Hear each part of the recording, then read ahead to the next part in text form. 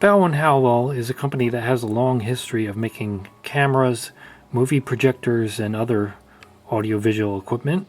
They even sold a rebranded version of the Apple II computer.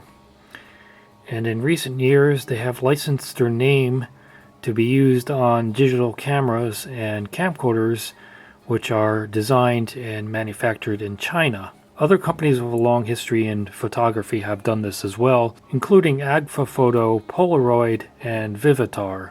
Here's one of the latest and most ambitious camcorders sold under the Bell & Howell name, the DV2300HDZ, or HDZ if you speak the Queen's English. Bell & Howell lists it on their website as their flagship camcorder, and they claim it to be broadcast quality.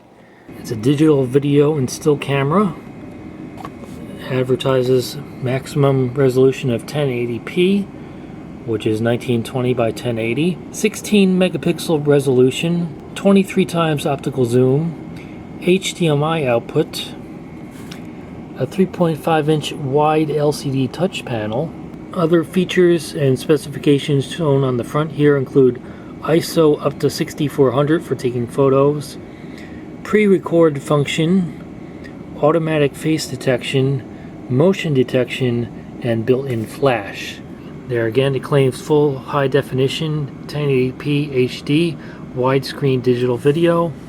It's part of their Showtime series of camcorders. Here's more advertisements for its features, including 1080p HD video at 30 frames per second and 720p at 60 frames per second, and still photos up to 16 megapixels. Although I'm not sure if that's real 16 megapixels or interpolated. And then there's a 3.5-inch LCD touchscreen. More features on the side here, such as real-time autofocus, time-lapse playback, 2760 times maximum zoom, which is of course digital zoom, SDHC expandable up to 32 gigabytes, built-in status timer LCD, 37mm lens thread, dual stream recording, and so on and so forth. Here we have the package contents, which you'll see when we open up the box. And finally on the bottom it says copyright 2012, distributed under license of BHH LLC by Elite Brands Incorporated, made in China. Opening up the box, we get a little bag containing the ArcSoft Total Media Extreme software, which is probably just a trial version, a scaled down version that's typical for inclusion with camcorders. You also get a quick start guide, which is deceivingly thick, because actually you only get a couple pages of text and pictures, and then it goes to different languages, and there's like at least a dozen different languages in here. Then there's the product registration card going to Elite Brands in New York, which is, I guess, the company that actually sells and distributes these so-called Bell & Howell camcorders here in the USA. And further inside the box, we get our HDMI cable, which is probably a micro HDMI on the side that goes into the camera. We get a regular AV cable, composite video and stereo audio. We get a lithium-ion battery, NP40, 3.7 volts, 1200 milliamp hours. We get a USB cable, a plug adapter for the power charger that's in this little box, and then in this pouch here is the camera itself. Here's the battery charger it comes with. It's just a standard USB charger, although it's very cheap and flimsy. This is the thinnest wire I've ever seen on one of these, and it causes a lot of radio interference, so I'm sure all these certification marks here are fake. So I would definitely recommend replacing this with a much better one. And here is the camera itself. It comes with a lens cap, which is a little unusual to see in this day and age, as most other camcorders, at least from the brand names, come with built-in lens covers. But once we take that off, we can see the 23 times optical zoom HD video lens. Underneath it is the flash, and a little red LED here whose only purpose is to indicate when you're using the self-timer for the still camera. Over here we get the hand strap, and there's a nice rubber grip on the side here with 1080p molded into it. On the top is the speaker, and this is that status LCD that they were talking about on the box, which is a very unusual feature.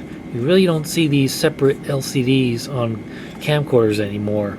I know the old Sony Handycams used to have one on the side of the flip-out LCD, but this is the first time I've seen one on a modern camcorder on top, at least in this price range. Also on the top here is your typical zoom lever and photo button. Advertises advanced HD image. On the back are outputs for HDMI, USB connection, and regular AV connection. With a little rubber door to cover it.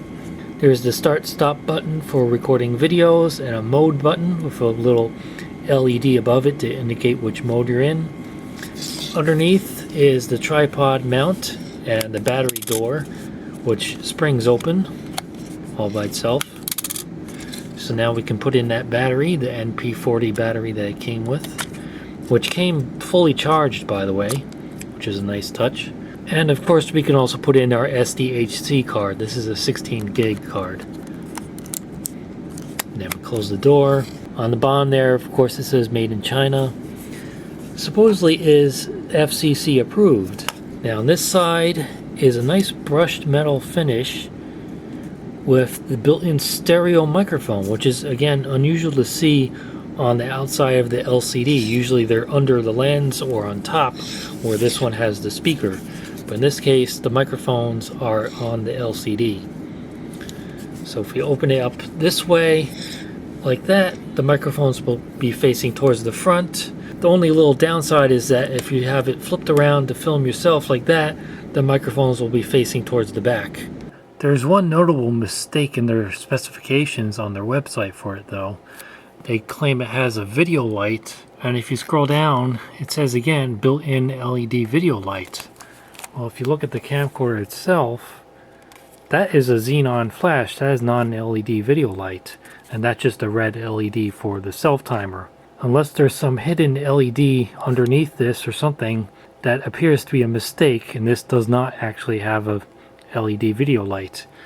In any event, I can't find any reference to it in the menus or the buttons on this thing either. Once we open up the LCD, we can see more controls here. There's a playback button, power button, menu button, and a joystick with plus and minus, a flash button, and a timer button, and an OK button in the middle. And here's the touch screen.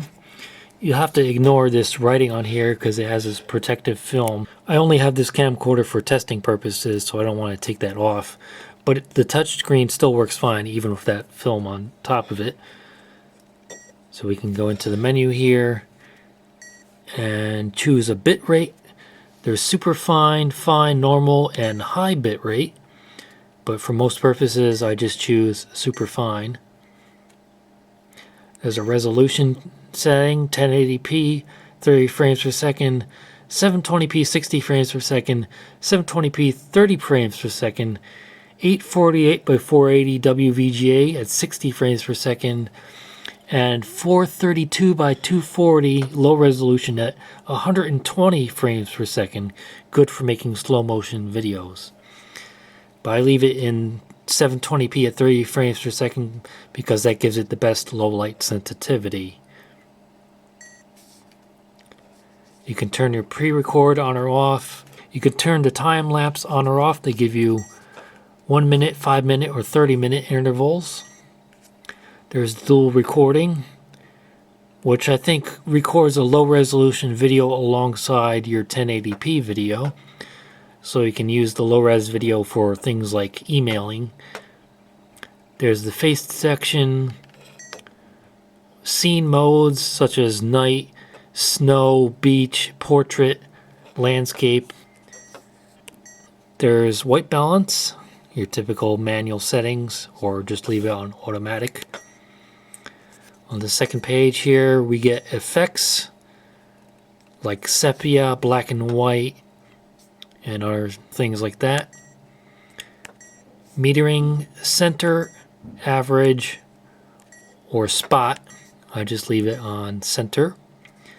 There's your exposure setting. You can adjust it plus or minus. Backlight compensation. We also have contrast, normal, high or low. We have sharpness, again, high or low or normal. And finally, motion detection, on or off. There's additional settings here for the still camera. I won't go through all of them, but you get your typical resolution and exposure and ISO settings.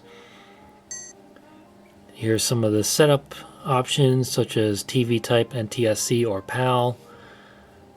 You can set the date and time. You can format the SD card. You can adjust the brightness of the LCD. You can set the auto shut off for 3 minutes, 5 minutes, or off. You can change the language. You can change the 50 or 60 hertz setting. You can control how much information shows up on the LCD when you're recording.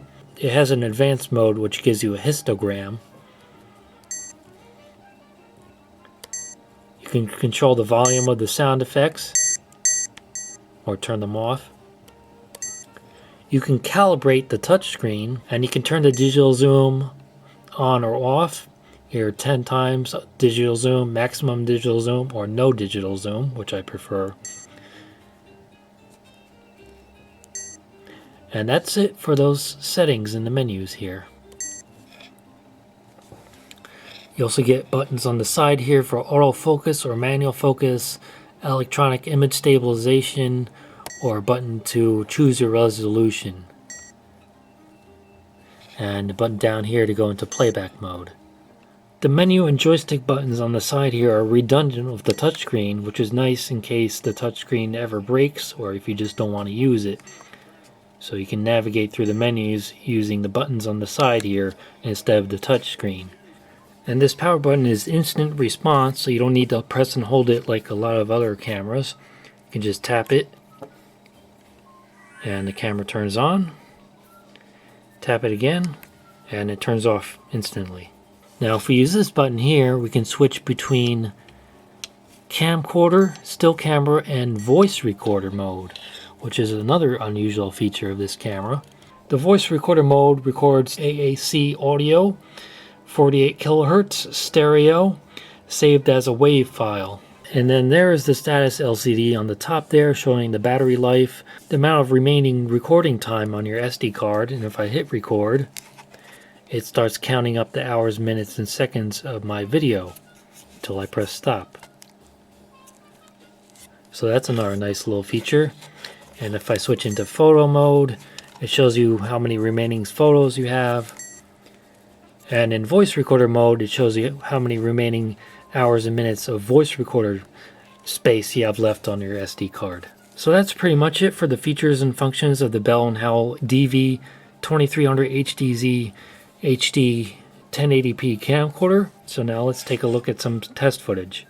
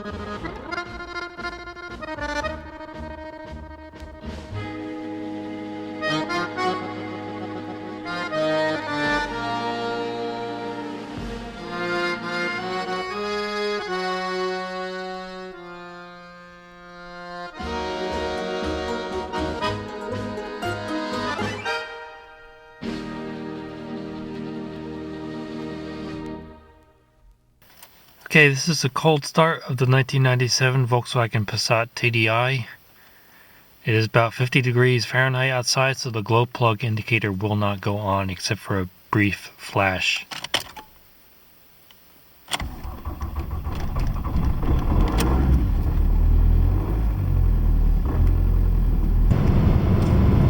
Here's some driving footage recorded at 720p, 60 frames a second on the Bell Howell DV2300HDZ camera.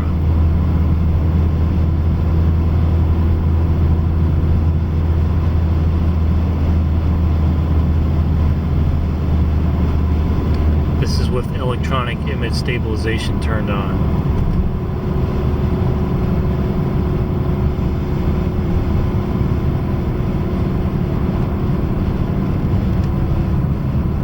Now I'm going to crank up my car stereo and see how well its microphone limiter reacts to that.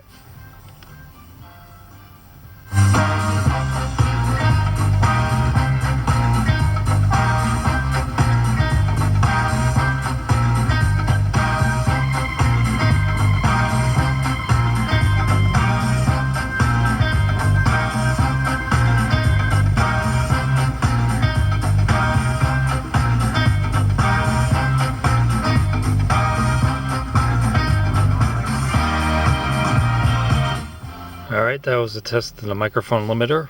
Another driving test. Going down the interstate.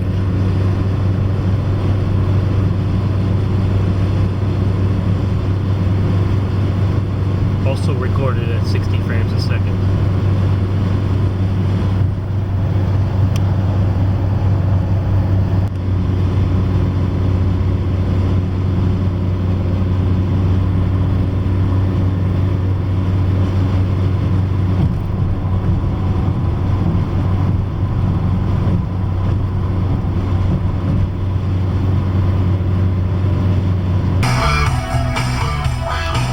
Another good song.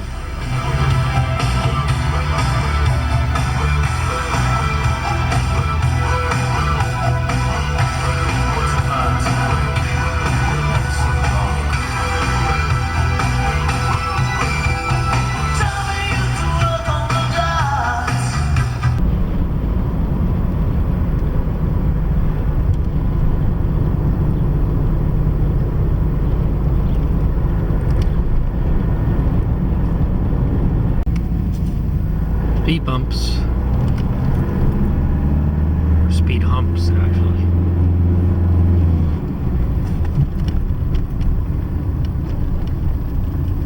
Now this is a test of the electronic image stabilization feature. I have it turned on, and this is 720p 30 frames per second mode. Now we'll use the full 23 times optical zoom.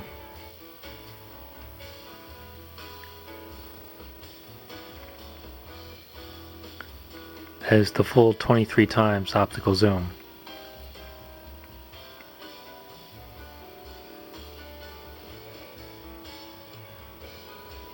It is a little bit shaky, but considering that this is only electronic image stabilization and not optical, I think it's doing reasonably okay. But if you use more reasonable amounts of zoom, it does just fine.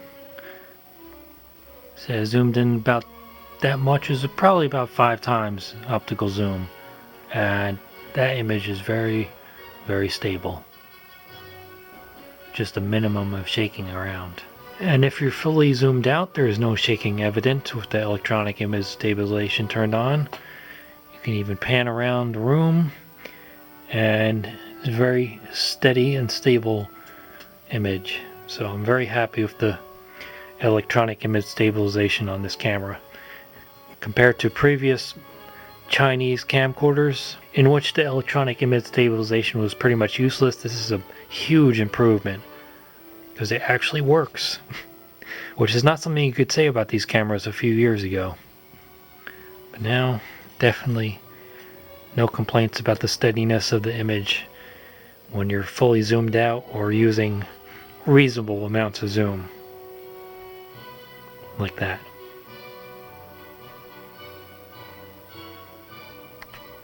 Right now I'm recording in 1080p mode, which is 1920 by 1080 resolution at 30 frames per second.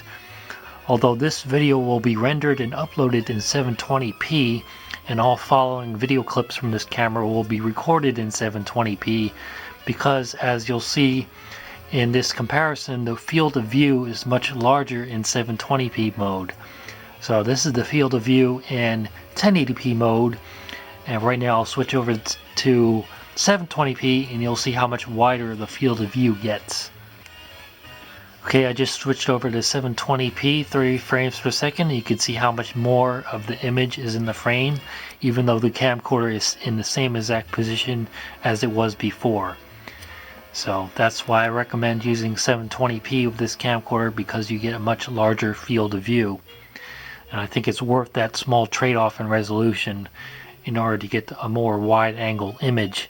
Besides, only a small percentage of people actually watch YouTube in 1080p mode anyway.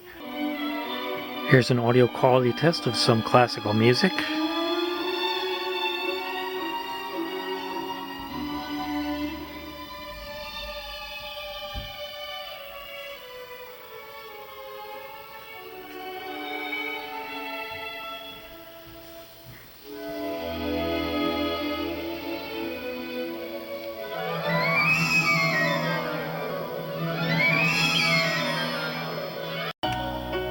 Now some pop music. Such a melting pot on the corner selling rock reaches great God.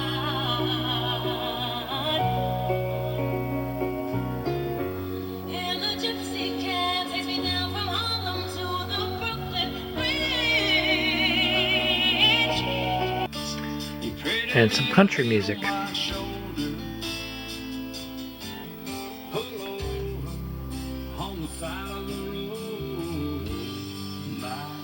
God, you're something like nothing I've ever seen.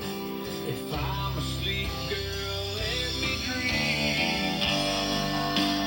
Baby, fall into my... This is going to be a low light test of the Bell Howell camcorder.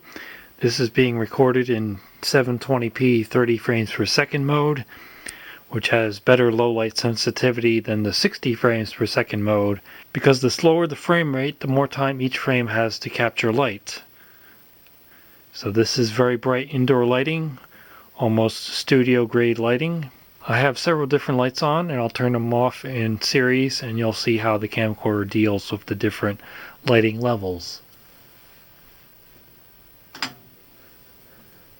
This is more typical indoor lighting that you might find in a home, although it's still quite bright by the standards of what you might see in a living room or bedroom.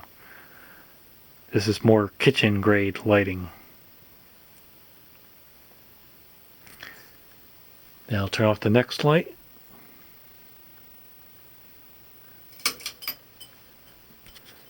This is dim indoor lighting, close to what you might find in a bedroom. Now I'll turn off the last light on this side of the room. And this is very dim indoor lighting. No lights on in this side of the room. As I mentioned before, despite it being advertised by Bell & Howell, this camera does not seem to have a built-in LED light unless it's hidden somewhere that I can't find. So the camcorder cannot provide any of its own lighting in video mode. You can only use the flash in photo mode. Turn the lights back on in the same series.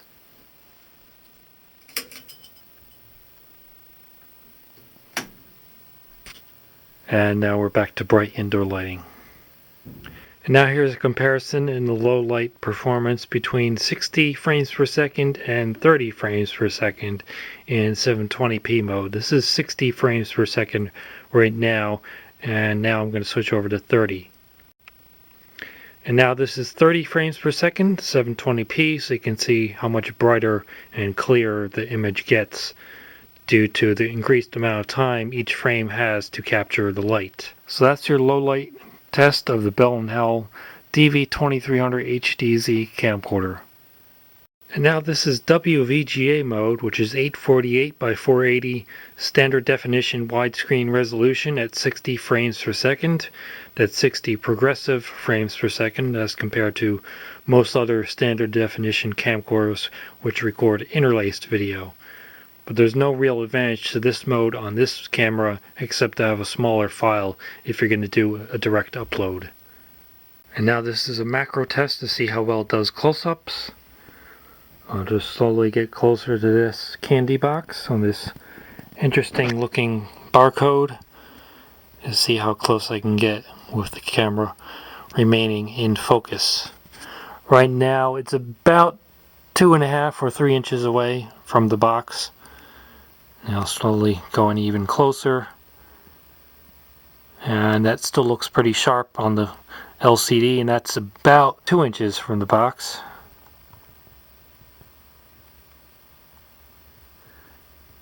It's about 1.5 inches.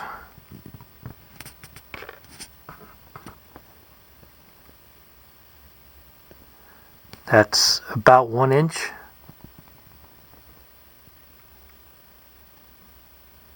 It looks like it's not quite getting the sharp focus anymore, so I'd say that you can do all the way up to 1 inch away from the object and still have it in focus. So that's pretty good. Of course, it's going to take a while to adjust itself when you pull out. But that's pretty good macro focus. And that's all automatic. There's no special macro mode. There is a manual focus lock, but you don't need to use that to get macro focus. It just does it automatically. This camcorder appears to have a single speed zoom because no matter if I just put my finger lightly on the lever or all the way, it still goes at the same speed. Here's a quick self shot with the LCD facing me, which means the microphones are facing backwards, but you can still hear me just fine because the microphones are rather omnidirectional, so it's not too much of a problem that they're facing the wrong way when you have the LCD facing you. And this camcorder will stay on if you close the LCD, but it will stop recording. So now I'll try to stop the recording just by closing the LCD without pushing the recording button. So now I'm going to close the LCD. Now you may be asking, is it worth getting this camera compared to the name brands? Well, that's where it's a little more difficult to decide, because the best price I can find for this model online right now as of making this video is $183, and that's a very competitive price range right now for HD camcorders. Panasonic just introduced a new entry-level HD camcorder, the HC-V110, has a list price of $199, and I've already seen it on sale for $179 at Best Buy. And likewise, Sony, their last year's 2012 model, the CX190, which was their entry-level HD camcorder that year, is also on sale right now for $179. So this camera at this price is going head-to-head with the entry-level models from the brand names, which makes it a little more difficult to decide, because this may have some better feature than those other camcorders, but you can trust the brand names a lot more when it comes to things like support from the manufacturer, the warranty, and the documentation, because this comes with virtually no user's manual. It's just a couple pages and you have to figure out the rest yourself. And although I think the image quality and the stabilization and the optical zoom and things like that are very, very close to the name brands, the audio quality is still not quite as good. It is true stereo, and it does have a very good limiter on it, so you can take it riding in a car or recording a loud concert or something, and it's not going to overload or distort. But the quality is just not quite as good as the name brands. It has a fair amount of background hiss, and the clarity is just not quite as crisp and clear as you get from the name brand camcorders. So if audio quality is very important for you, you may not want to consider this camera just because it's not quite as good as the name brands. But in terms of image quality alone, I think it's very, very comparable. So that's my review of the Bell Howell DV2300HDZ Showtime HD camcorder. It's definitely the best camcorder that has ever been sold under the Bell Howell name, and one of the best I've ever seen come from a Chinese manufacturer, but still not quite as good all around as the name brands, although they're definitely catching up.